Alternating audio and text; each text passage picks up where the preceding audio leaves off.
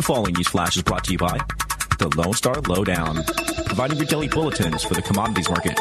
Today in history, news updates, and the inside scoop into the tides of the alternative.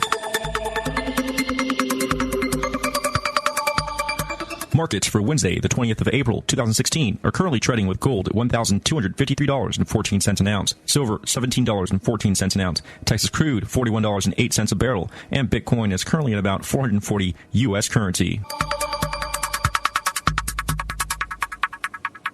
Today in history, the year 1999. The Columbine High School shootings take place in Colorado. 13 people were killed, with 24 being injured. The Columbine shootings took place today in history.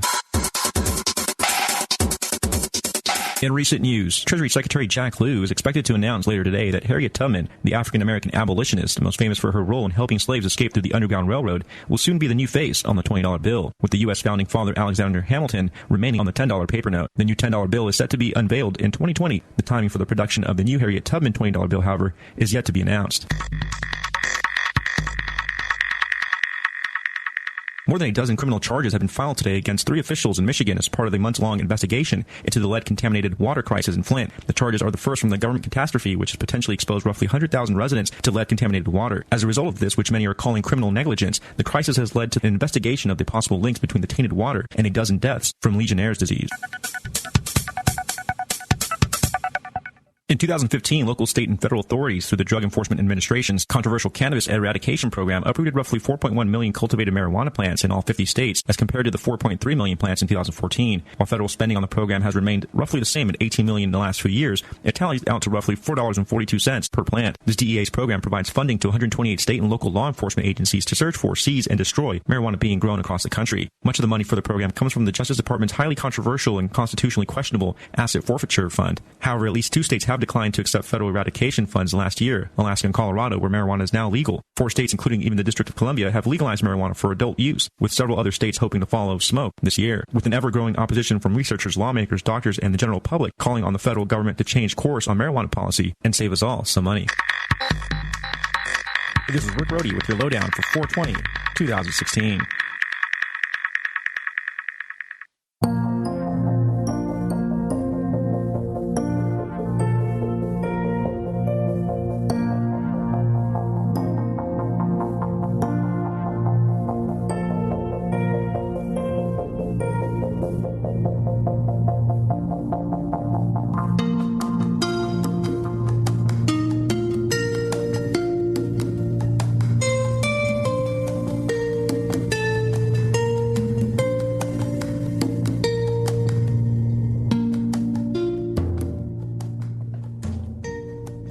Hello, everybody. This is Andrew Lucky Chewy Lichtenberger coming to you live with my friends Dr. Lisa Wampole and David Burke.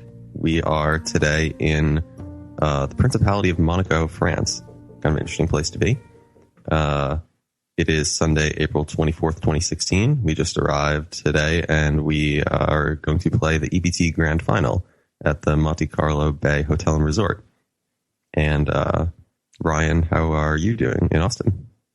I am doing wonderful here in Austin, Texas, Andrew. It is absolutely beautiful. And based on the picture that Elisa sent me, it looks like you guys have quite a beautiful view of the ocean there in Monaco. So, again, both of us managed to find ourselves in a beautiful environment. So that's always a good thing.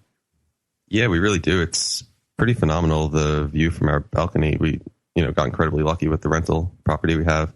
And just looking out now, it's nighttime, and they lit up some of the docks where the boats park, and yeah, it's just a pretty amazing sight.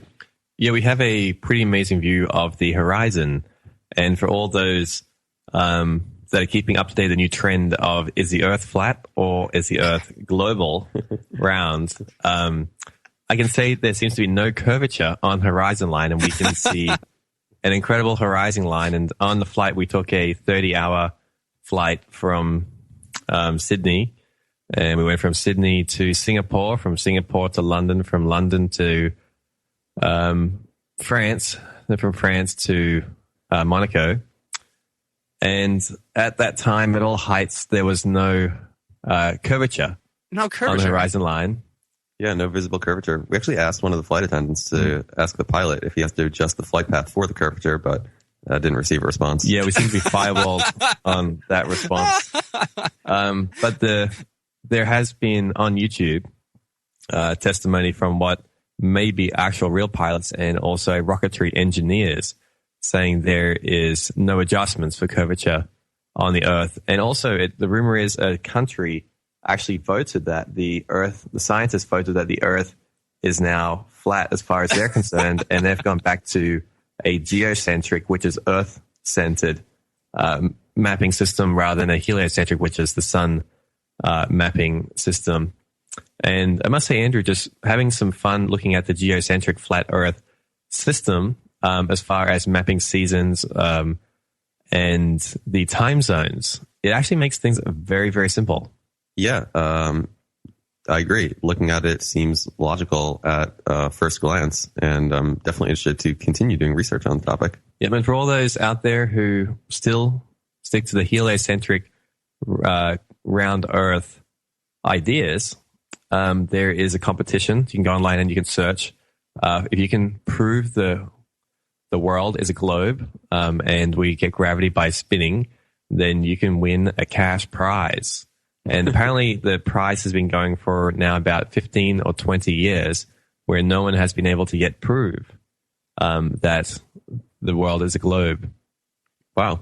Seems like a good time to hire a jet and, yeah, fly out there and take a picture. Yeah, the trending conspiracy theorists, as they're called initially, are pointing to the fact that there's so much literature on the idea that there is this center Arctic north position. And there's a fascinating account of a gentleman of his father and himself that took a sailing boat and ended up going to the center of the Arctic, and there was these 4 oceans, and he found himself go to another world where there were these intelligent, advanced beings. Yeah, pretty amazing story. I think his name was Olaf Jensen. And, that sounds right. Yeah, it's a Norwegian guy, and just an amazing story. True or not, it's just a fun read. Yeah, and when you begin looking at ancient maps, the actual map for the United Nations is actually a geocentric flat map. And when you look at the maps from the Nordic people, the ancient Hebrew people, when you look at the maps from the early stages of Rome, look at the maps in the Vedic cosmology, they all adhere to a flat Earth system. And then they even go into the ideas of there's many layers of Earth where there's many different types of civilizations living. So I don't know what's true. I do not have an opinion of what is true or what's not, but it's absolutely fascinating watching the attempts to prove curvature on the horizon. And I do not see curvature. I give it that to the flat earthers. They are right. I do not see any curvature. I've never seen one either. I would agree. The one thing I found really interesting about researching this is with the geocentric model of the Earth being a flatter disk type shape and the different realms of Earth, it does seem similar in nature to the chakra spinning energetic wheels that are described in different yogic systems in terms of how the Earth is comprised when compared to the human body. So I always like looking at the micro and the macro of life and seeing where the comparatives lie. And that's one that I've realized thus far. Yeah, and when you look at the geocentric map, around the outside, so on the inside is the Arctic. And actually there's fascinating maps from Columbus. There's fascinating maps that go back many explorers and many historical figures have written about a geocentric central where there is a Arctic center where there's these 4 oceans. And then on the outside, they talk about the Antarctica, which looks like a big ring, a big circle, rather than being on the bottom of the Earth as we see it in the heliocentric stars we're shown at school or college. It's just a ring of ice in the geocentric flat Earth system. And there's a fascinating account of a gentleman who was an admiral of all the shipping navy for the Crown, for England. And it shows him sailing around and round and round, and just keeps whatever direction that he goes seems to reach this wall of ice, which they call Antarctica. It's another fascinating account. And there's a treaty for all the countries that even Russia, actually, not just NATO countries, many of the major countries, to where they have a treaty that you cannot go to Antarctica. So we have all the Arctic. So we have all these rebellious sailors because they have a law that you can't bring a certain amount of fuel that can get you there with the treaty for pollution reasons. So you've got these rebellious sailors trying to float their way into Antarctica or to the Arctic Earth, where they say the Garden of Eden maybe. It may have been that Zion, maybe the Agatha, maybe these, where the Hindu gods, is an incredible book on Vedic cosmology, which explains that where these gods may have come from was from actually the pole in the Arctic. And they talk about that in these writings, the ocean's being pulled inwards. So the idea is that in the center of the Arctic, there's this massive pillar, looks like a magnetic pole, and that pillar pulls the water in. So if you did this experiment when you're a kid, where you take some magnets vertically, circular magnets, and pour water into the dish, the actual water will go a little bit above the magnet. So the magnet actually can repel water. So the idea also is that gravity may be mumbo jumbo, and it's actually the magnetism that pulls and things to the ground. So the idea that the Earth spins and flings things inwards, which is a little bit of a hard sell, but still is a hard sell, is that it's actually magnetism, and you can replicate this little experiment with water to understand the magnetism, or you can YouTube it. And the other idea is that you have the positive, which is the sun in magnetism, and the negative, which is the moon. And with this center north magnet at the Arctic, you've got this pulling and pushing momentum, which creates the tides. And a fun, fascinating thing, you can actually make a scale of this system and have it producing some of these kind of concepts and ideas. So I like that maybe it could be replicable on a small scale system. But like I said, we're here to bring information in our quadrivium and trivium.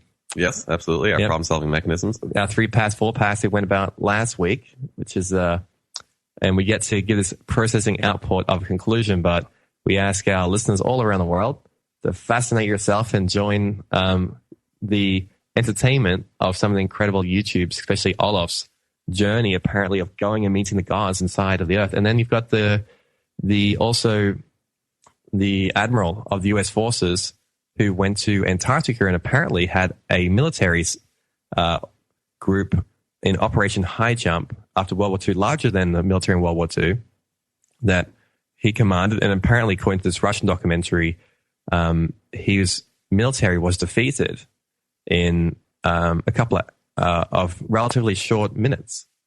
So I don't know what's true, but you can check out Admiral Byrd, Operation High Jump, Russian documentary, What Really Happened.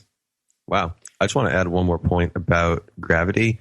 Even in my New York State school education, I was told gravity is the least understood of all the forces. And I always thought, if this is something that we're basing our assumptions of the physics inherent within the universe, but specifically Earth, upon, why is it that we don't have a better understanding of how gravity actually works? And the magnetism is a very reasonable explanation of why gravity may have been misunderstood. Yeah, Nikola Tesla, who is known for creating so much of our electronics, our cell phones, we wouldn't have the modern technology that we have right now if it wasn't for Nikola Tesla. He really pushed in the direction that it was magnetism, not gravity. I believe Einstein was more of a gravity person, and Einstein hasn't been batting very well. Seems to be getting a lot of things proven false these days, or theories becoming even more not so real theories. But we'll chat about more of this after break. Yep. Stay tuned, everyone. Chat to you soon. This is the Logos Radio Network.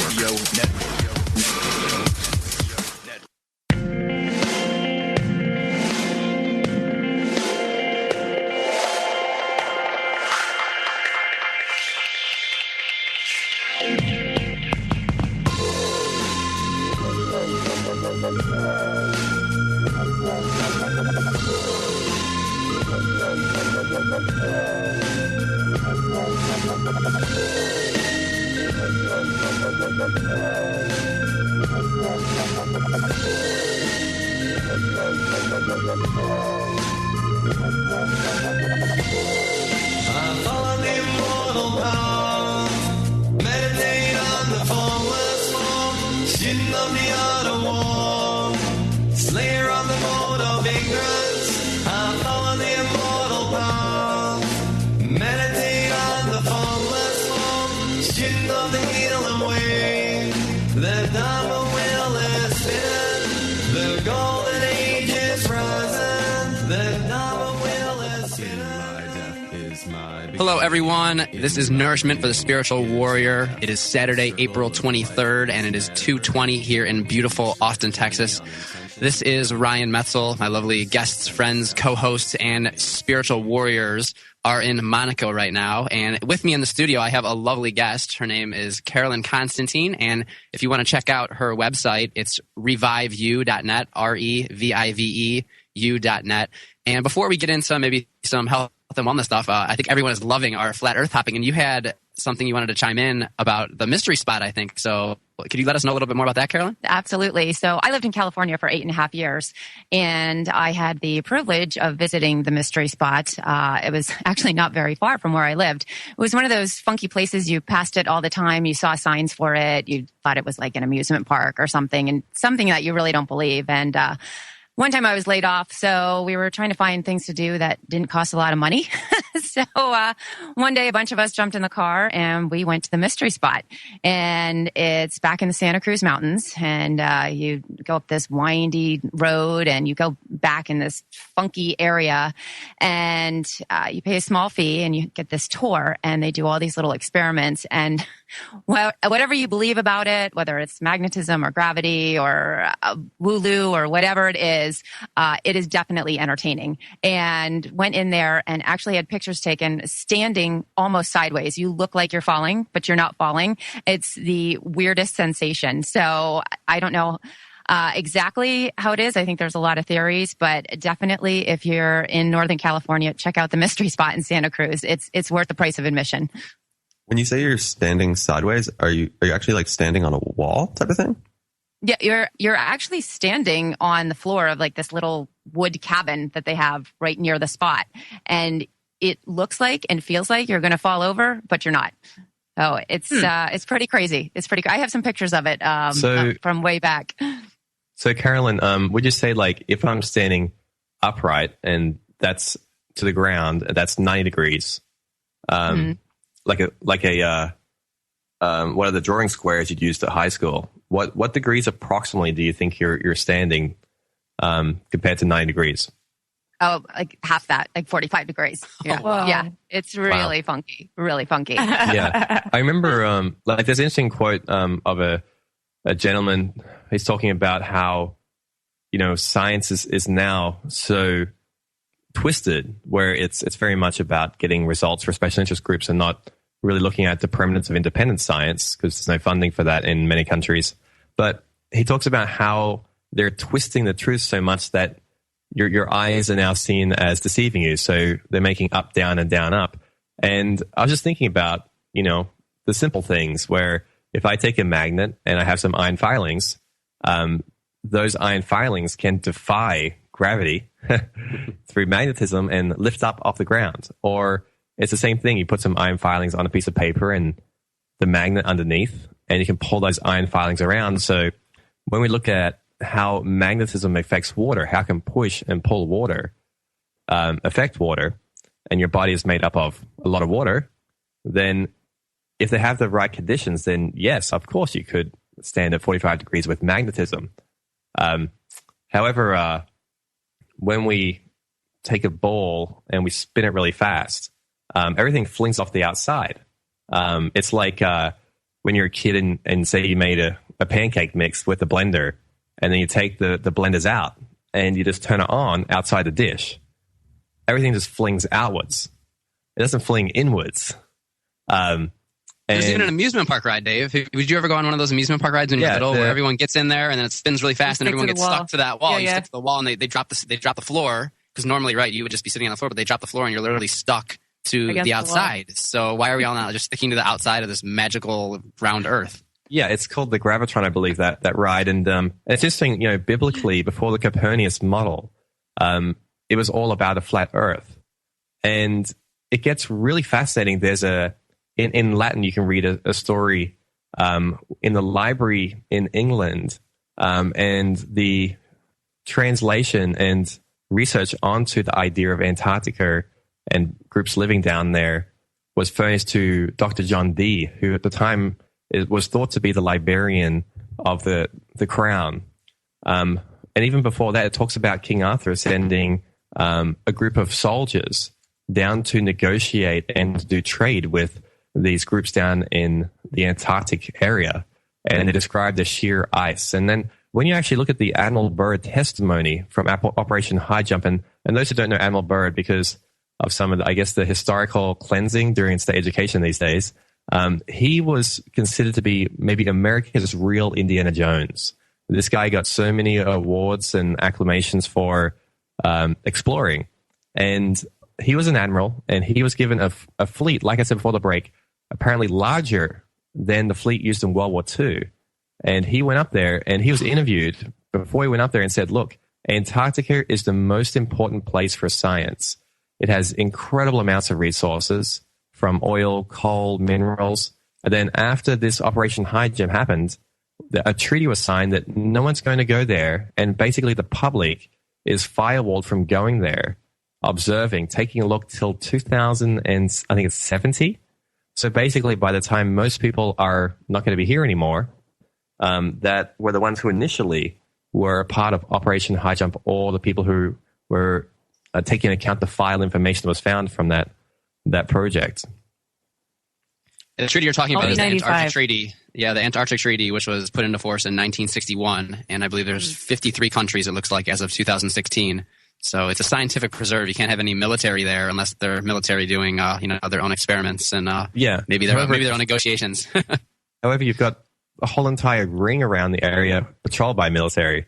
And then when you look at the Arctic section, the North section, after World War II, there was the importance of putting a no expense spared radio electronic detection system that goes around the ring at the top. Andrew, what was the name of that? Do you remember the name of that actual, if you can bring it up? Yeah, I don't remember, but I'll have a look here. Yeah. So when you actually look at the expense, I mean, these guys in the US were parachuting tanks down to set up a perimeter, an electronic radar perimeter, so we could monitor anything coming from that direction. And the expense was just enormous, and the amount of resource that went in was just enormous. It's just a fascinating topic at the moment. Yeah, they were trying to protect us from, let's say, Russia, like flying a plane across the Arctic and attacking us with bombs or whatever. That was the reasoning. That was the cover story. Yeah, and it's fascinating when you go into some of the information on NASA. There's an interview with a guy who worked for NASA, and I'll talk off the break about what the man said. Did you know the majority of businesses in the U.S. are family-owned? We're not just talking mom-and-pop stores, but companies at the very top of the corporate ladder. I'm Dr. Catherine Albrecht, back with the top family businesses next. Privacy is under attack. When you give up data about yourself, you'll never get it back again. And once your privacy is gone, you'll find your freedoms will start to vanish too. So protect your rights, say no to surveillance, and keep your information to yourself. Privacy, it's worth hanging on to.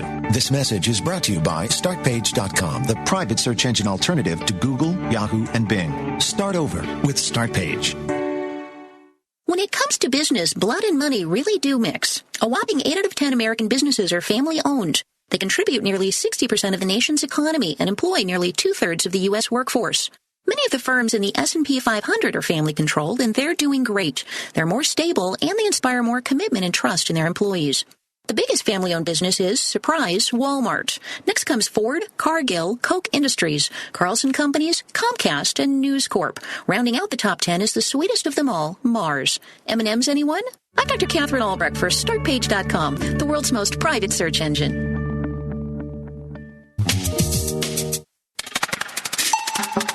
You're listening to the Logos Radio Network at logosradionetwork.com.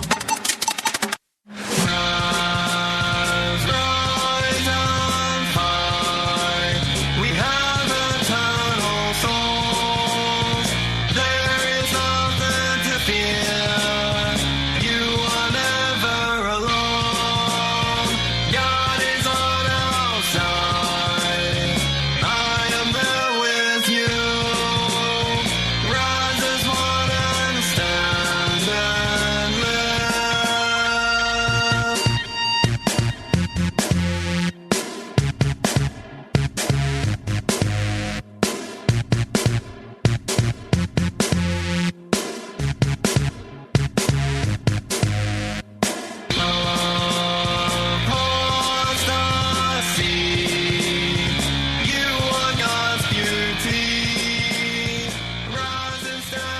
Hello and welcome back to the show. This is Burke and Chewy's and Friends, Nourishment for the Spiritual Warrior. It is Saturday, April 23rd, actually nearly Sunday where we are.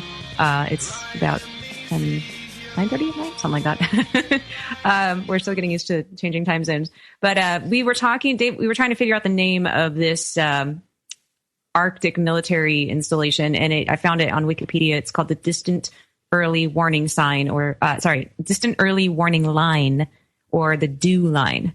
And it was a system of radar stations in the far northern Arctic region of Canada, with additional stations along the north coast and Aleutian Islands of Alaska. There were also some in the Faroe Islands, Greenland, and Iceland.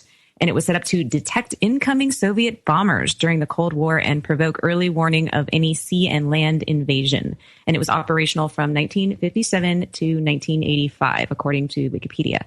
Yeah, and if you take a look on YouTube at this project, it was a no-expense money project.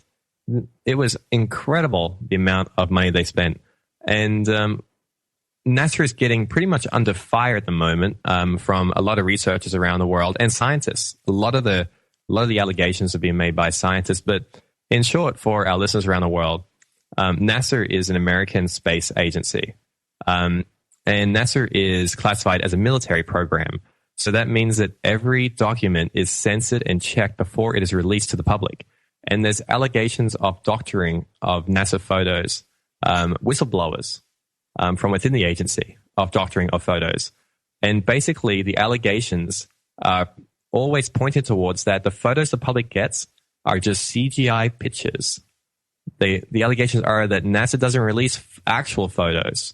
And apparently, the allegation is there's only one photo of the Earth that you can bring up, of the Earth being a globe.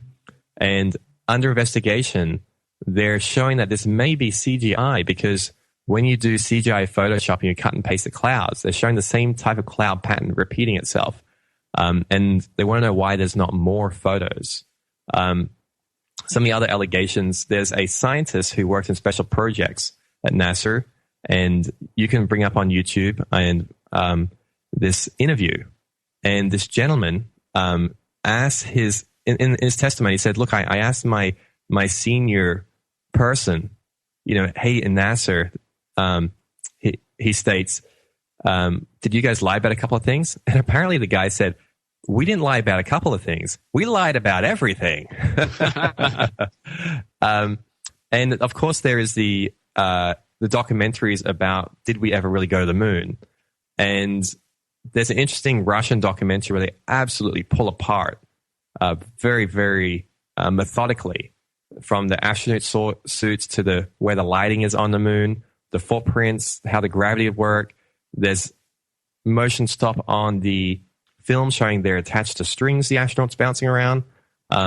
Did we really go to the moon? I mean, I don't know. I wasn't there. I don't know whether we did or we didn't. But when you look at some of the evidence that these people are pointing at NASA, it's quite controversial. And we all know that, I guess not everyone knows, but NASA was set up as a research charter. And my understanding, if NASA finds life, or if NASA finds certain thing, it may lose its research charter funding. So the first thing NASA really has to do is come clean and give us a picture and show us the curvature on the horizon. That would end the controversy of a flat Earth.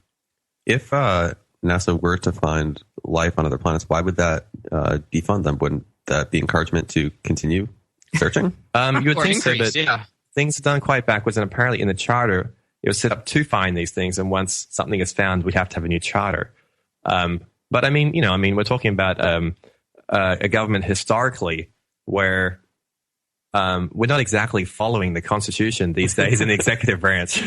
Yeah, I mean, that would just... it's very bendy. It would pose to say so the many least. problems to the religions of the world, which I think is why, if they have found anything, that they're not talking about it yet, or they're starting to. I don't know.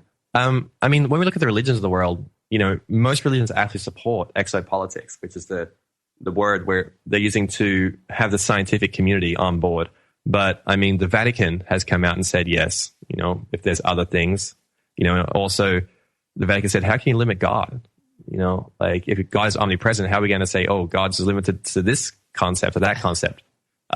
Biblically, we show multiple accounts of different types of things. When we look at the Vedic writings, there's multiple accounts. When we look at Buddhist accounts, even though our Chinese Buddhist friends that we talked to when we were in Australia, they actually said like aliens are an invention of Western people. They have a demonology concept.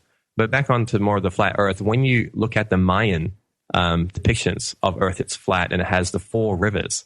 In American Indian history, they have a flat Earth and the 4 rivers. These are the 4 rivers that apparently go to the center of the pole where it's the entrance to where the gods are. And when you look at the early maps in the Nordic and Celtic systems, it was a flat Earth. When we look at the biblical ideas, it was a flat Earth. The Vedic cosmology, where we're quick to jump on in science and talk about how Vedic mathematics has in it quantum, that we actually got quantum ideas from just the Vedic systems. We talk about how brilliant the Vedic mathematics is in supercomputing, the languages used in supercomputing, according to military research testimony that we wrote about in our book, Nourishment for the Spiritual Warrior. We show in Vedic mathematics, talking about how the atoms work, how nuclear fusion and fission is maybe possible. And they are supporting a cosmological system of a flat Earth. And we spoke to some of our friends in India, and there's actually a cosmology center you can go to, and you can actually look at their representation of how the universe is put together. And it's interesting, when you look at the North Star, with the geocentric system, where the Earth is still and everything's rotating around, it lines up to the North Star, and you look in the sky, the North Star doesn't move around. That's how in early, and I guess even now, if you're going to charter a boat across the ocean, you find where you are by using the North Star, because, if you look at the Earth not moving from a geocentric to a North Star, you have a mapping ability to find your way. And then you've got the constellations moving around, and the sun moving around the Earth. And Lisa, what you have? I do have something to add if you'd like me to add. Sure. There's a lot of information out there, and this is just a theory or an idea, but there's a lot of evidence. The thing that I always think about is that it's almost like there's so many, like, did we go to the moon? Did we not go to the moon? There's so many controversial things out there. And there's so much information, and there's a lot of disinformation that's, I think, deliberately put out. This is my own opinion, to confuse people, to just have them stop doing research and drop the whole thing. And, it's interesting, and we want to research these things and find out, well, what is the truth, and get through all of the disinformation, because, I'm sure that's out there too. Yeah. And Lisa, I think, the people really need to have a very serious inquiry. I mean, when you've got someone like Hillary Clinton, who doesn't even know what is on her email server, what emails she sent or didn't send, we need to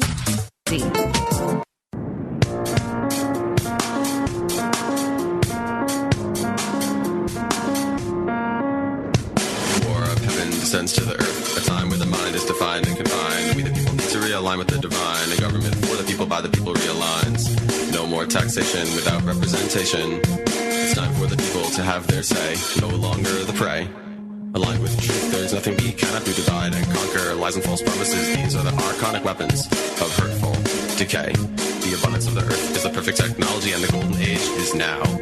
Rise together as one, in peace and prosperity.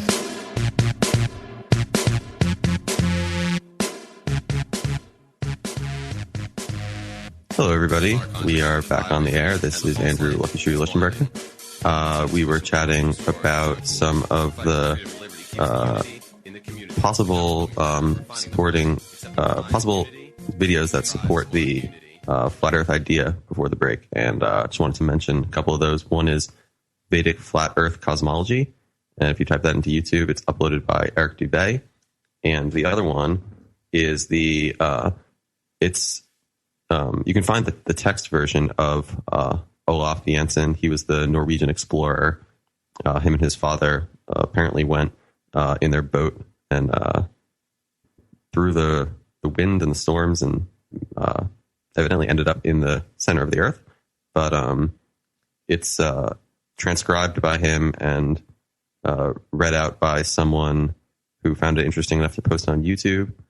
And if you just type in Olaf Jensen's Voyage to the Inner World, you can find that as well. Yeah, with the flat Earth theories and geocentric theories, it does make the idea of understanding the 4 seasons very easy. When you go from a geocentric system with the Arctic in the center, it's very easy to work out time zones. You kind of become kind of a genius of seasons and time zones because you can actually visually hold in your mind a mapping system of both time zones, seasons, very, very easily.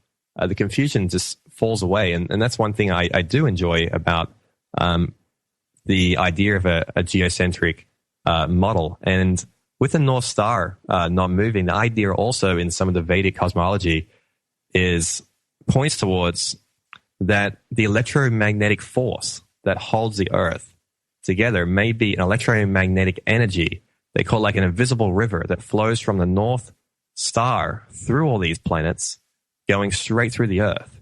And that north magnet on the North Pole area in the Arctic, that may be how it's actually charged. And with that ability then to push and pull the tides and push and pull everything towards the ground, like it's really interesting, like our whole entire body works off magnetism. I mean, we have iron in our red blood cells pushing and pulling through. But absolutely fascinating topic.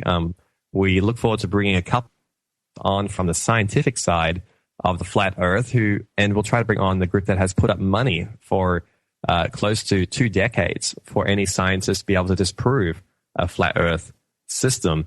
And absolutely fascinating topic. And it goes into many other areas where there's the idea of several Earths, where in this Arctic top you can go to upwards towards where the gods live, more cultivated beings, more enlightened beings from leaving the human world, or you can go below where apparently there's even more materialistic beings, more savage than the humans down below.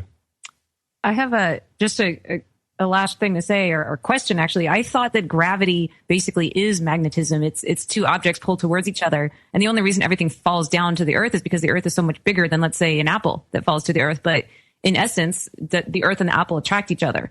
It's just that the apple is so much smaller, it travels faster towards the Earth than the Earth towards the apple. Isn't that true? Yeah, you're going into some of the Newtonian ideas, and we can definitely chat a lot more about that. I don't want to open up a new can of worms here, but that's just what I've been thinking about that. I'm like, isn't gravity just 2 objects pulling towards each other? Yeah, we can definitely. Which is magnetism. You can definitely look at that. That's a Newtonian idea, at least, and you can see a lot of the actual researchers refuting some of these ideas online. But I think, when we break things down to the simple, when you have a magnet in your hand, your magnet can attract things big or small.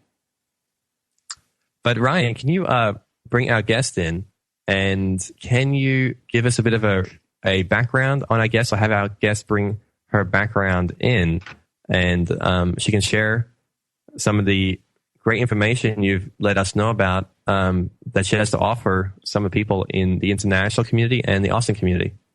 Sure thing, Dave. When you're talking about magnetism, I think one thing that is quite apparent here in the U.S. is there apparently is this magnet here in Austin, Texas, pulling people from California, because apparently nobody wants to live in California anymore. And this gigantic human magnet of freedom, better known as Austin, Texas, is definitely pulling people in. And Carolyn is one of those people, as is, I guess, through Vegas. But I know you, Dr. Lisa, and Dave were out in California originally, and, then Vegas, and then made it to, Austin. And so, Carolyn, I guess, tell us a little bit about yourself. Again, I'll go on her website to check her out. If you're here in the Austin area, I think it'd be great to sit down and talk with her. I've had some great conversations with her, and she's very much in line with a lot of the stuff we talk about, getting people to change their life, change their lifestyle patterns.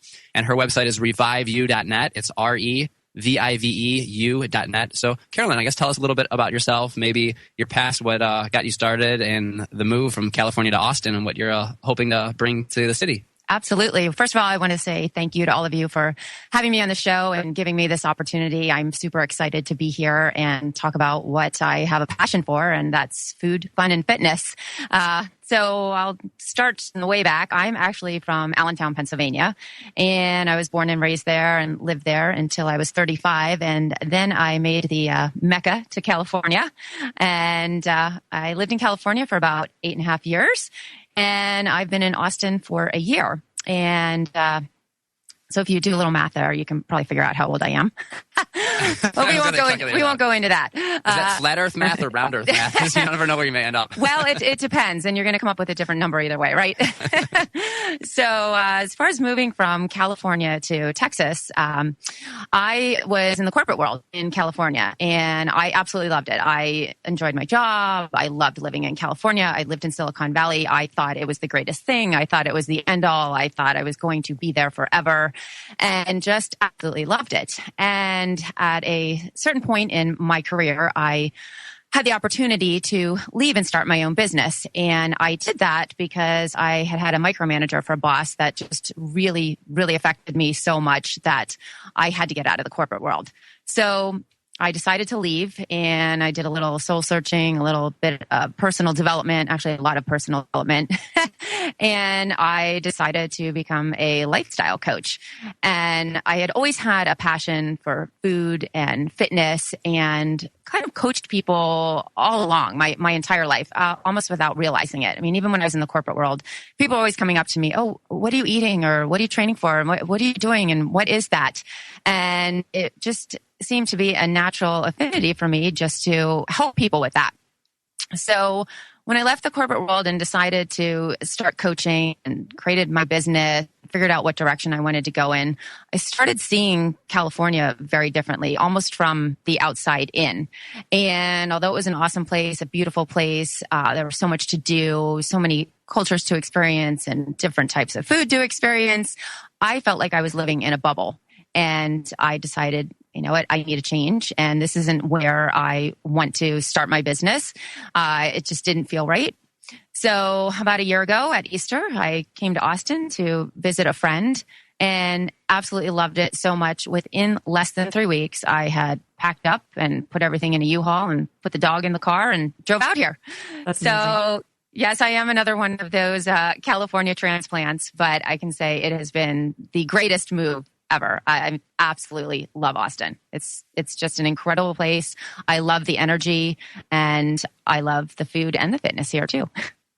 Yeah, Elisa and I, we met in Los Angeles. I don't really say I ever lived in Los Angeles. I went to school, and I had to work on a project in Los Angeles for a couple of years, just 2 years approximately. And, you know, I couldn't get over the fact that I was spending 4.5 hours a day in traffic. That's all you spent? Oh, you had a short commute.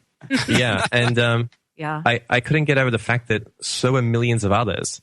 And I would talk to some of my my friends in finance and the legal world. We'd calculate how much money the oil industry is making from people driving to nowhere. Because you would spend all this time driving, then you get to your office and you do something. But when you calculate, say you've got 3 million people driving per day, and they're contributing, say, very conservatively, $5 in gas. 3 times 5 is 15 million. And now multiply it by 365. And then those people getting those profits can now leverage it 100 times with our fiat currency banking system. So you can lend 100 times at least what's on your books. Then these people have an unlimited amount of money to do what they like in the state of California. And so I was very, very excited, very happy when my time was up and I could go.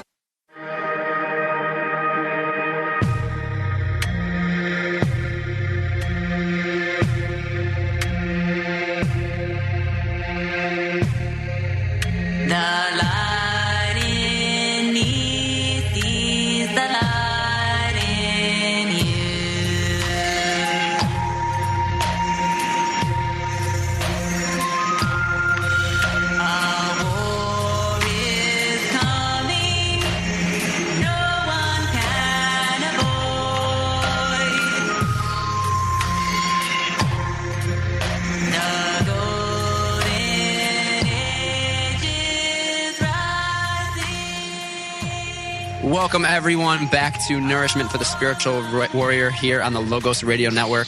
We are live on 89.1 FM here in Austin, Texas. It is Saturday, April 23rd, and we'll be on for the next hour.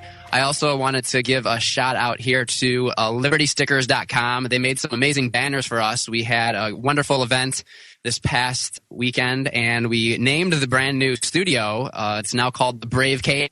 So we are broadcasting a lot from the Brave Cave here. And thanks to these great guys here at libertystickers.com, they made some amazing banners for all the shows here on the radio station. And just be sure to, check them out if you have any needs and you want some really cool bumper stickers made for your company, or just if you have a cool slogan that you think sell, they'll make some up for you. So, Dave, if you want to continue here, what you were saying before the break. With California is heavily advertised as being this place to go to where there's the fitness, that is health, you've got freedom, all these things. And I've been in both Austin, Texas, and I've been in Los Angeles, California. And I remember my memories of California was close to 4.5, 5 hours a day in traffic. People getting fined for putting too much water on their lawns, and then not being fined for not enough water on their lawns. So the people didn't know whether to put water on their lawn or not on their lawn. My memories of Los Angeles, California was Los Angeles getting ready to file bankruptcy because the city had been run not very well. And my memories were in California, I was just seeing so much homelessness. I know that now they had a state of emergency of downtown Los Angeles. The homelessness is so bad. There's estimated around maybe 30,000 plus homeless people in California, in downtown Los Angeles. And my memories in California was just seeing so many people trying to scrape by, young people who just couldn't get by, going to school, trying to work 2 jobs, trying to get by, and they just didn't have, the dream of the California life that they thought they were going to have. And you've got a massive amount of businesses leaving California, people leaving California. I think it's something like 20 plus businesses a week leave California. California was ranked one of the worst places to live and run a business. I believe it was, we'll have to bring it up as one of the major magazines in the US. And it's kind of interesting. We had on the show Liam, who is in several movies in California, and I was mentored by a corporate attorney at Warner Brothers, who was a senior vice president, I believe, in Warner Brothers. And he used to joke all the day how all the money was being made by making movies, telling people to come to California to be discovered. And these people would turn up to California every day, to quote him, said wide-eyed and dewy-faced. And they go rent out all these places, just like the college kids who are going to education. They rent out all these places, and apparently the same people that behind the major entertainment own the properties, all these apartment areas, and then they would just use some of those profits to make more movies about coming to California and being fabulous. And unfortunately, I got to see both sides. I met a couple of wonderful people in California, but I saw such a huge amount of homelessness and people just not being able to get by. People would try to open up small businesses, over-regulated. Those businesses would shut down. Frivolous litigation. The courts were absolutely full of it. I remember hearing a court case where someone was filing a lawsuit because they're emotionally damaged because someone said the other person wasn't attractive. And then you see in Australia all this advertising of come to California and learn what freedom's about, learn what all these great ideas of being able to be creative, to be your own person. But I just saw such a heavy amount of regulation. Elisa, you went to college at a liberal arts school in California, and many people attempted to start their own business. In fact, I think you even threw down some money for a guy to open a yoga studio, which is the rents ended up, was it $7,000 a month in rent for a yoga studio space? I don't recall, but wow. Even some of the biggest, most popular yoga studios in California. Like I remember one on Main Street, it was like $6 per square foot, and it was just this decked out yoga spot, and the guy had his own yoga TV show and the whole thing.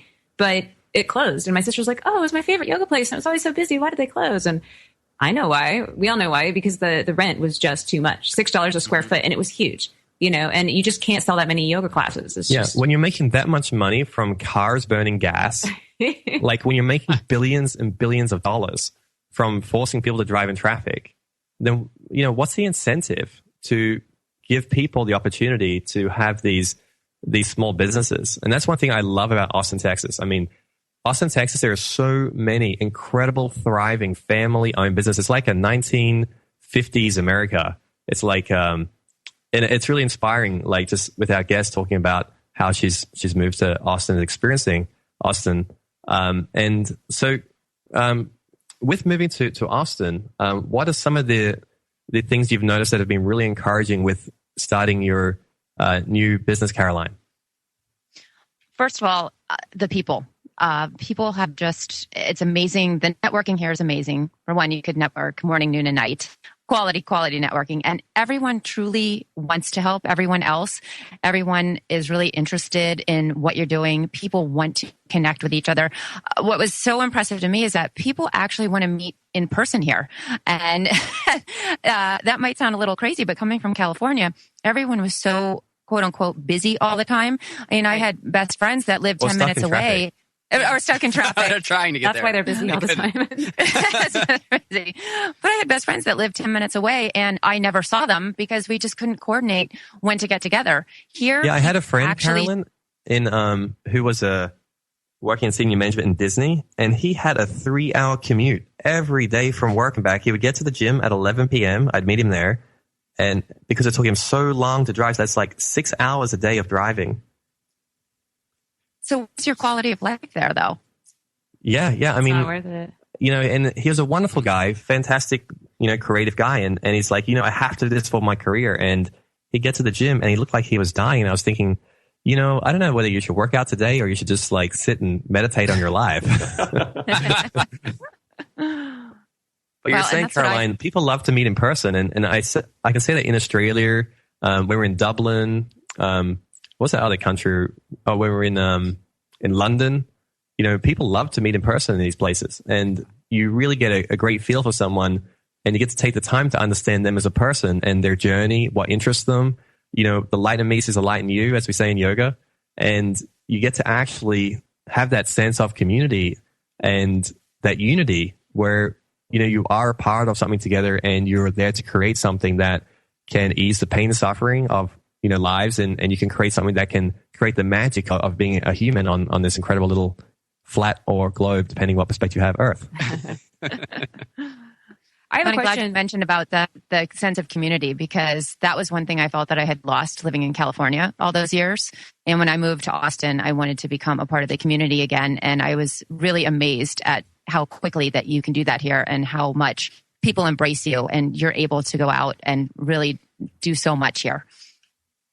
Absolutely. And so tell us a little bit, Carolyn, about what you do with people, because Ryan mentioned something to me last week. He was telling me you're coming on, and he was saying that you love to help people change their patterns, I think is what he said. And that's one of the hardest things to do, is to inspire people to actually change their lifestyle, because they get into these ruts with their health and they have trouble breaking out of that. So how do you help people, and how do you help people get out of their rut? Sure. Well, I'm a lifestyle and anti-aging coach, and I start with the physical because almost everyone wants to look better and feel better and lose a few pounds. And what I do is I basically hack into someone's life. I look at what they're doing from the minute they get up in the morning till the minute they are going to bed, and what they do for work and what they eat and what they drink and their activities, and try to figure out where we can change things to fit into their lifestyle. Everyone's a little bit different. I mean, everything is custom tailored to each person, but to help people get off that hamster wheel of life. And it does all go back to patterns. And a lot of people don't even know that they have patterns or that they're running patterns. They just get up and do things every day because that's the way that they've always been doing them. I brush my teeth and I shower before I go to work, and I do this and I do that. And it's just, I don't like to use the term, but it is a vicious cycle, and people don't know how to break free of that. And they know that there's something else out there, and they know that there's another way of life, but they don't know how to get there. So I help them to connect the dots. And we start with the physical, because that's pretty much where most people want to start. But when the people start feeling better and looking better and having more energy, that expands into every other aspect of their life. Their intellectual, their emotional, their spiritual, and every other part of their life starts changing because their physical self has changed first. So what I help people do is first of all, identify the patterns, make them aware. What are your patterns? And pattern work is extremely difficult. It's not something that you do in a day or a week or a month. And you're always going to have those patterns, but the biggest thing is awareness and then working on how to change them. And that's where I come in and I help people and guide them through that whole process. Yeah, that makes sense. I mean, pattern, it's something that repeats itself. So if you repetitively do something, I would imagine and everyone knows this, it's hard to change something that you're repetitively doing all the time. You have to make a concerted effort to do so. And I would agree that when you feel good in your physical body, wow, like everything else in your life is so much easier when you physically feel good. Yeah, it's interesting. In the yoga systems of asana, we had one of the top teachers, which we'll talk about after the break. Stay tuned, guys. We'll be right back. You are listening to the Logos Radio Network. LogosRadioNetwork.com.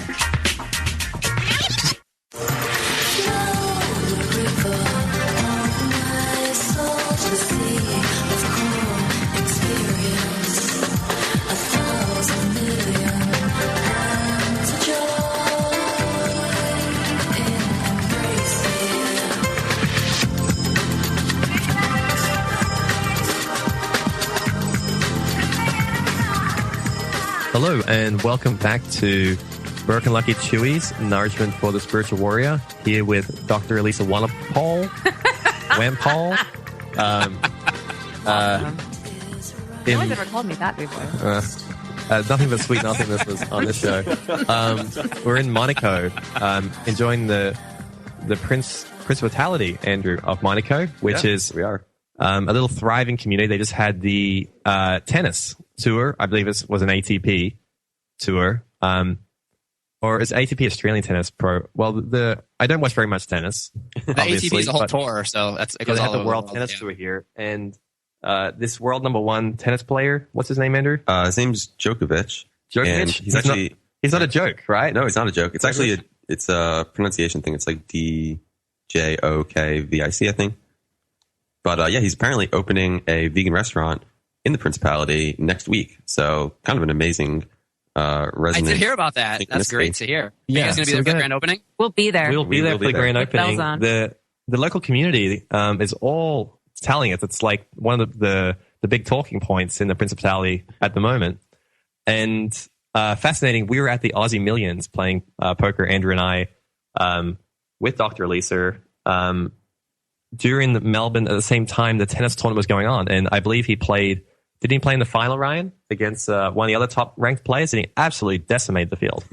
Djokovic, yeah, I think so. And it's funny too, you guys are talking about tennis, and we've talked before about the Williams sisters and how their change, they went vegan and suddenly started winning again. So I noticed an interesting pattern there. Yeah, it's really he put on an incredible performance in Melbourne. And when we were before we went on break, Carolyn was talking about how you feel better when you eat better, exercise. You can go to Carolyn's website. It is reviveu.net, REVIVEU.net. On there, there's workshops, there's intensives, there's coaching. The website's a fantastic job on your website, Carolyn. It's really easy to get in touch with you. Put your name, email in. And just for the break, Carolyn was making the point about how when you eat, you feel better, which is true. And exercise, I'd have to say from my experience on planet flat or round Earth, it's been my experience. But when we brought over one of the top endorsed Indian government yoga teachers from India for our Icelandic teacher training, he said same thing with yoga, with the Vedic writings, that the asana positions, that just means firm posture, the positions you put your body into, it holds together also your mind. So it helps you to begin having mindfulness and make better decisions by being able to bring your body back into alignment of the positions it's normally, through its geometrical phi ratio creation, meant to be able to be held into. So I can see also definitely a parallel that exercising and eating better is going to help your mind not have so much chitter and chatter going on. Absolutely. I think most people walk around most days, and we all do this. When I don't exercise or do any yoga or, physical activities for a few days, my mind loses its focus and its stillness and its center, and I start kind of floating out of my body, and we don't feel our bodies, and like we don't notice maybe you have a pain in the neck. Like right now my neck is kind of sore from being on the plane all day, and we're not present with our bodies, and we don't realize that we actually don't feel good. All we know is emotionally and mentally we are not happy, and we're not linking it to the fact that you've got this pain in your neck, or your back is stiff, or you're feeling inflexible. It's actually a pain in your body that's transferring to an emotional feeling or a feeling of just kind of blah. And when you exercise, everything moves, and then you feel better, and then your emotions are happier. That's my experience with it. Yeah, I agree with that. My experience is definitely very much similar. I always seem to have more awareness of when I come back into the present moment as opposed to when I drift from it, which I guess kind of makes sense. Yeah. And Carolyn, a question for you. So you also, when you sign into your name and email to get the 5-day fix, it looks like there's a book or an information packet that comes? Yes, it's a downloadable report, and I created the 5-day fix. And it is something, actually, it's not just for 5 days. It becomes a lifestyle. You can repeat it over and over and over again, unlike a detox or a cleanse, which they certainly have their place, but you can't live on them. So I wanted to create something that you can incorporate into your life every day. And the 5-day fix is not just about food and fitness, but it also incorporates daily conscious practice and hydration and sleep. And you choose, everything is in 5s. You do it for 5 days. There's 5 food groups. There's 5 foods in each of the 5 food groups, and there's 5 practices. And it's something that has helped so many people to get back on track, and like you said, to get centered and to start getting some movement into their life. It's a very simple way to segue that, because I think so many times people think, oh my gosh, I have to run 5 miles a day and eat salads to lose weight and feel great. And that's not the case at all. So I wanted to create something much simpler. And yes, that is a free report. Anyone can go in and download it. And then also join the Facebook group. It's a private closed group where every day there's quote unquote tips and tricks for living the 5-day fix every day. I like that, because sometimes people get so overwhelmed, or let's say even overfocused. So they decided they want to change their life, and they're focusing only on exercising for 90 minutes a day, but they're not hydrating, or they're not sleeping, or they're not eating well. And it's all about creating a balance, it seems. And so that's a great concept for people who want to make a change and they're overwhelmed a little bit. Yes, it's definitely working towards more balance. I don't think we can ever be 100% balanced, but we can definitely work more towards more balance. Yes. Yeah, I agree. And Carolyn, what are some of the favorite places that you like to source your food from in Austin, Texas? Actually, I am a big Whole Foods person, because they are the only ones right now that have the animal welfare rating on the food that you buy there, and also the organic selection is huge. And what is Carolyn? What is an animal welfare rating? So their rating is from 1 to 5, and it's how the animals are raised, as far as being able to roam freely in the pastures. There's no antibiotics. Every aspect from when the animal is born to how it is slaughtered. And actually, a 5+ is the ultimate greatest rating that food can get. But even a 1 at least has the most basic, and it's above what most other meat producers are doing in the country. So I'm a big believer in Whole Foods, and I absolutely love it. And you said you're also developing some vegetarian and vegan fixes as well? Yes, I am working on a modified fix, a vegan fix, a vegetarian fix, and even a paleo fix, because there are so many different types of diets and nutrition, and there's definitely a need for that. And I myself am moving towards many more plant-based meals. I am not completely vegan. I don't know if I ever will be, but I actually have incorporated much more plant-based foods into my diet, and really feel a lot better doing that. Yeah, I noticed I feel a lot lighter as a plant eater versus meat. And then when I went back to eating meat for a temporary change, right before I met David, I started eating meat again. And it's definitely a different feeling in your body when you eat meat versus when you eat plants, especially when I eat raw, that you feel a lot lighter, and then cooked foods are a little more heavy. But stay tuned. Are you worried your shyness might hold you back in the business world? I'm Dr. Catherine Albrecht, back to reassure you that introverts can indeed climb to the top of the ladder while still avoiding the limelight right after this. Privacy is under attack. When you give up data about yourself, you'll never get it back again. And once your privacy is gone, you'll find your freedoms will start to vanish too. So protect your rights, say no to surveillance, and keep your information to yourself. Privacy, it's worth hanging on to. This message is brought to you by StartPage.com, the private search engine alternative to Google, Yahoo, and Bing. Start over with StartPage. Given the media prominence of guys like Larry Ellison and Richard Branson, it's easy to assume that all successful people are charismatic extroverts. But recent research has found that's not the case. In fact, introverts do better than extroverts by a ratio of 4-to-1 and more often leave positive legacies. That's because introverts focus on one goal at a time rather than scattering their energies. They value teamwork more than ego.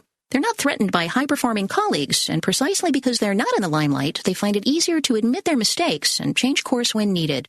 So I guess the old saying is true. Still waters really do run deep. I'm Dr. Catherine Albrecht for StartPage.com, the world's most private search engine. Chemtrails. Live Free Speech Radio, LogosRadioNetwork.com.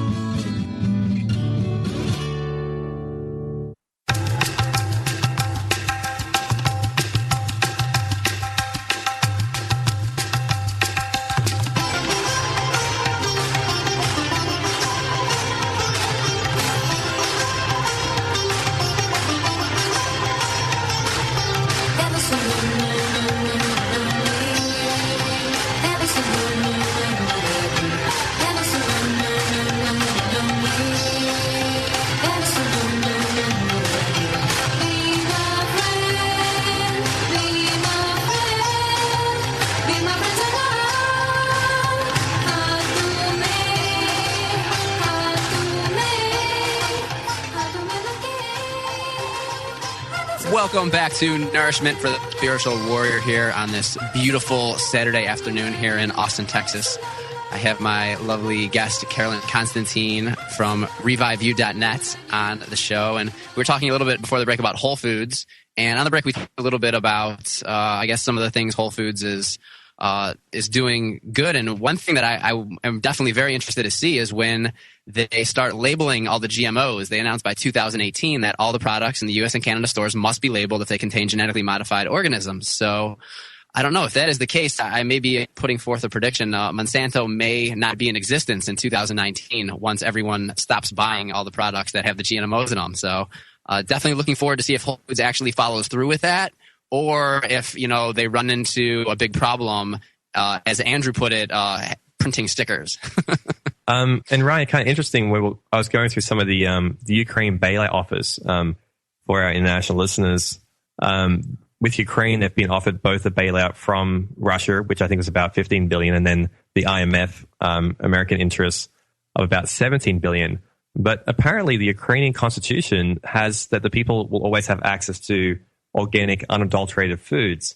Understanding that, some constitutions still based off natural laws and also influenced by biblical laws, where there are the writings in the older scriptures where it's a sin to cross species. So the idea, it's interpreted by some scholars studying the biblical writings, that if I were to cross a cockroach to a tomato, it'd be considered a sin.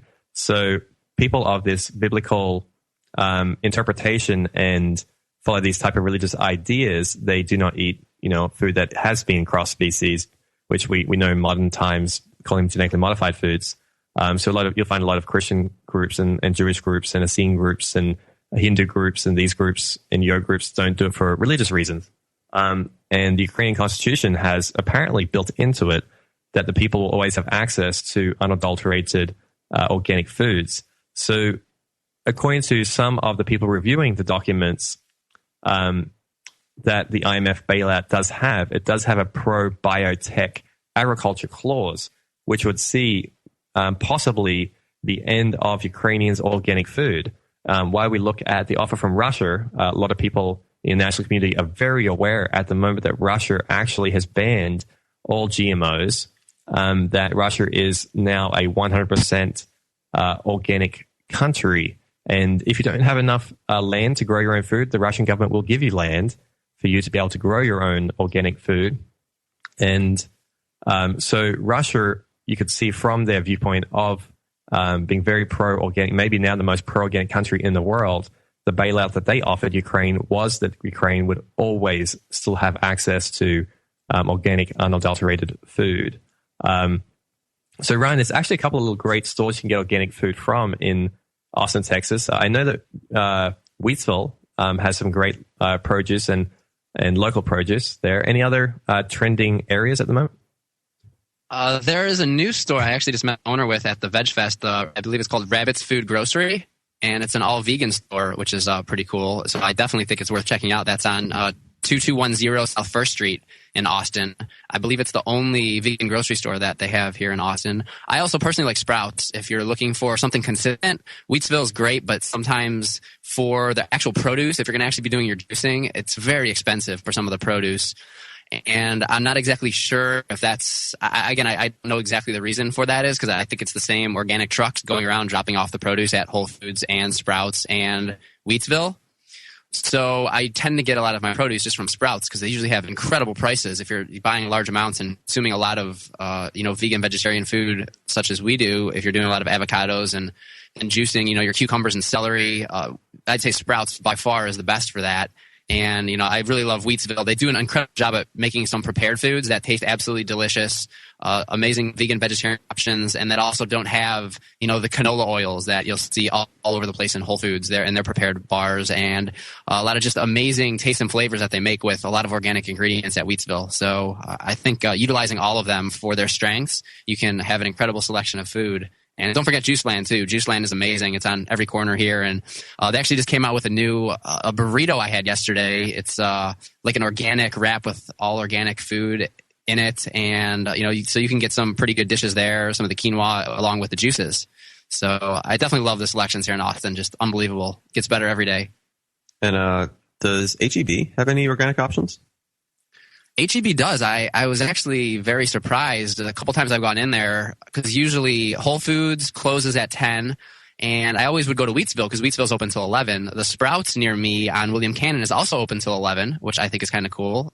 And they do have HEBs that are open 24/7. And the ones that I've been in, I'm pretty impressed because they do have organic foods. I actually found one time, and I probably should go back, they had the Suja juices were on sale for I think it was $1 or $1.50 each for organic juices that they're charging, $4 to $5 in Whole Foods for. And I just ended up there in the middle of the night and was kind of just blown away by the pricing on that and some of the kombuchas. So I think HEB is definitely worth checking out as well, Andrew. Yeah. When we came to get to Monaco, you have to fly into France. Monaco is in the south of France. It's a principality, so it's technically separate, kind of like the Vatican is separate to Italy. And it's interesting being in France. We stopped at a vegan restaurant that just opened. It opened probably 14 days ago. Yeah, just 2 weeks they've been open. And they had an incredible little selection. This young guy and girl, they're setting the world afire with their dream to provide people with clean, nourishing foods. And I had a bit of a look around at some of the information on the food, and I asked the gentleman about GMOs in France. And apparently it's Russia and France. So France also opted out of the producing GMOs in France. So they're not going to be growing genetically modified foods, according to this article by RT Today.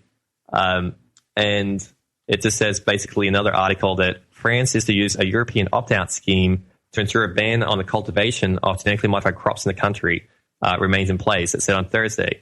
So France is very pro giving people the choice to have access to organic foods. And that's one thing that is scary. We talk about people's individual rights are very, very important. We've got this collectivist movement where everyone wants to join together which is great to have unity, but where it gets out of control is when it interferes with people's individual rights and choices. So I kind of give the example, like when you're at high school, how many kids were doing well in class and how many kids were just passing, and those kids get to vote. And this actually happened at my college. The kids voted for a Coke machine of what they were going to spend their money they'd raised on. And I wanted to get things like clean food. I wanted to look at maybe after-school study program, but the majority voted for a Coca-Cola machine. And that's just kind of unfortunate what happens when we take away individual rights and we let the majority vote carry through. Is maybe you won't have access to clean organic food, or maybe you won't have the right to wear your hair cut the way you'd like to. More here after the break, everyone. Stay tuned.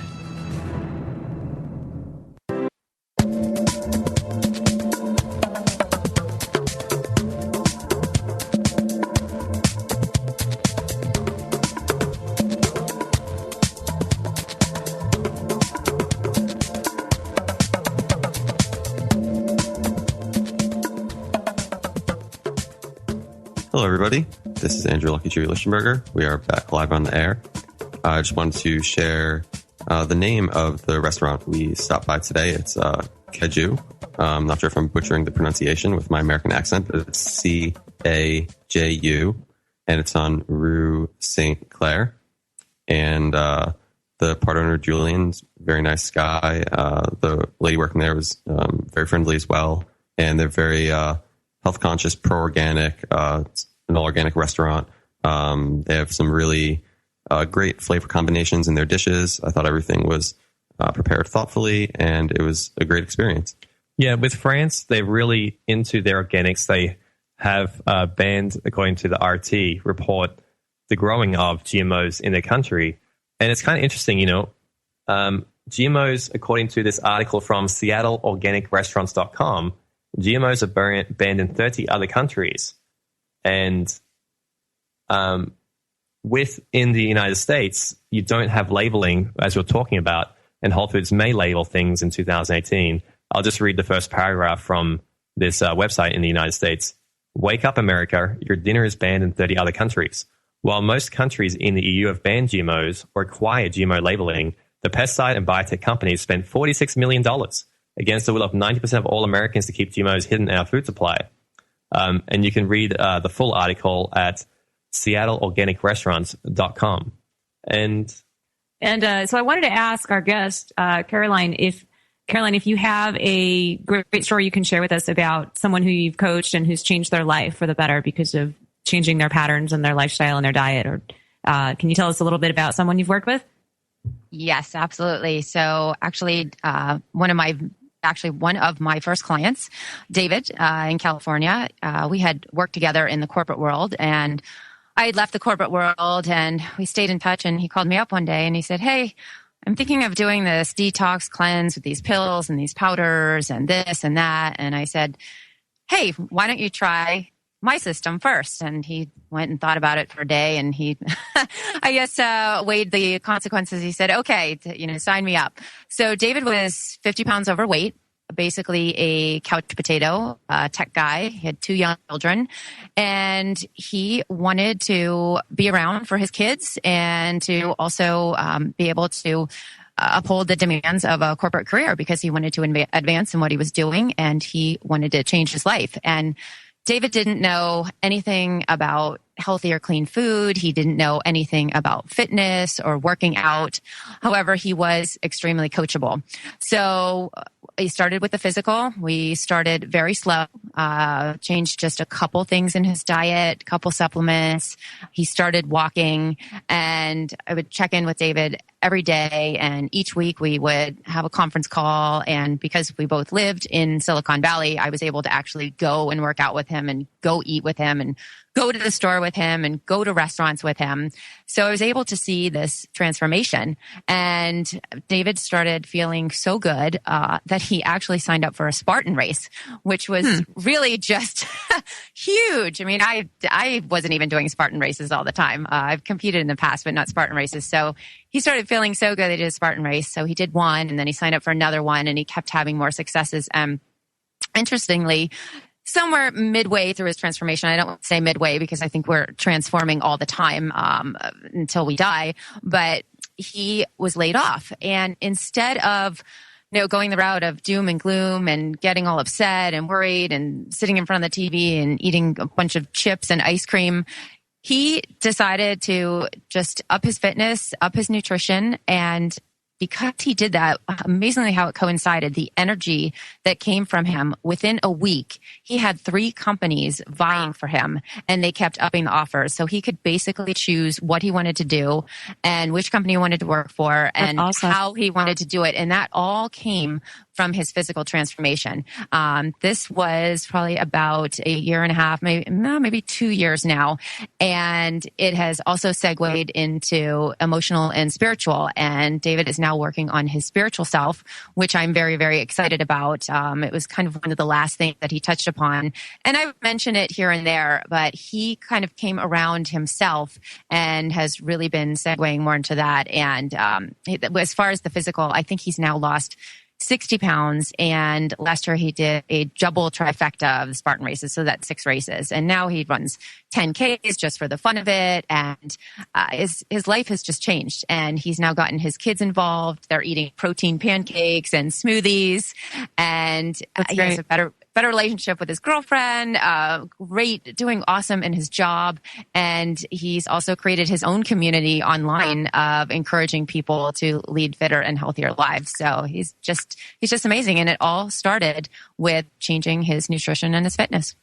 Yeah. It's interesting when we were talking earlier about, in the beginning of our show about magnetism. And of course, I can't help but think about the spiritual aspect of magnetism or attracting things to you in your life, depending on what type of energy you're putting out. So I'm a firm believer in that. If you're feeling good, that you're going to bring experiences and circumstances in your life that also make you feel good and that you enjoy. And basically if you feel great, you're going to attract a great life to you. And I know so many people who got into the spiritual thing, but only after it started as a weight loss thing and then a fitness thing. And then, they kind of take these little baby steps into physical, mental, emotional, and then spiritual. Yeah, Lisa, it's really like the song that we performed at the concert at the Austin Universe. The Archons are hacking the biointernet, Andrew. Yeah, they most definitely are. And the false light is blinding. And by that, we mean that the Archons is this artificial awareness. It's hacking into the bionet. So you see all the time, people want to go into corporate jobs. And remember, when we look at our etymology of words, when we're in our graduate or our research, we really look at the etymology of words. They're just spiritual seekers of where they come from. And corporate just basically means a dead corpse, a corpse. And people go into these organs, these organizations, and they're full of life. But they're working in the conditions such that it doesn't support their body. Their body governed by natural laws, their health, their way their body maintains and holds itself together. So, I've seen it so many times where people just get beaten up because they're in a lifestyle that isn't a lifestyle. It's a dead corpse style of system of living. And when we realized that what we were looking for was something where we wanted to be whole, we wanted to be healthy, we wanted to feel good. And we wake up one day and we go, oh my God, I am so supported. Look how beautiful the sun is right there. Unconditional love made perfect for me right now. Something that you're not going to get from an artificial biohack false light.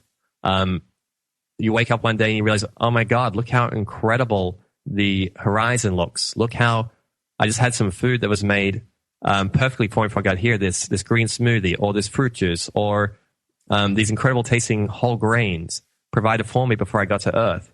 You kind of begin waking up and go, oh my God, I'm so supported. And I think that's where the spiritual transformation comes from the food and from the exercise.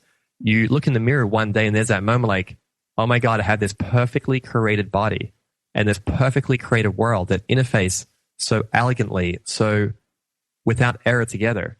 And I was always provided for. And you realize that, you want to work in a job that has a spiritual, mental, and physical alignment with it. And, we look at all technology. All technology comes from biomimicry. It's the awareness of the natural laws. Even all our legal system was originally the awareness of natural laws, our scientific systems. And of course, how can we as a group of people become healthy if we reject what's already been provided for us perfectly? Yeah, I completely agree. Having that realization and working further towards having a deeper experience of it is extremely inspiring. And in many ways, what, at least in my own empirical experience, led me to further pursue my health.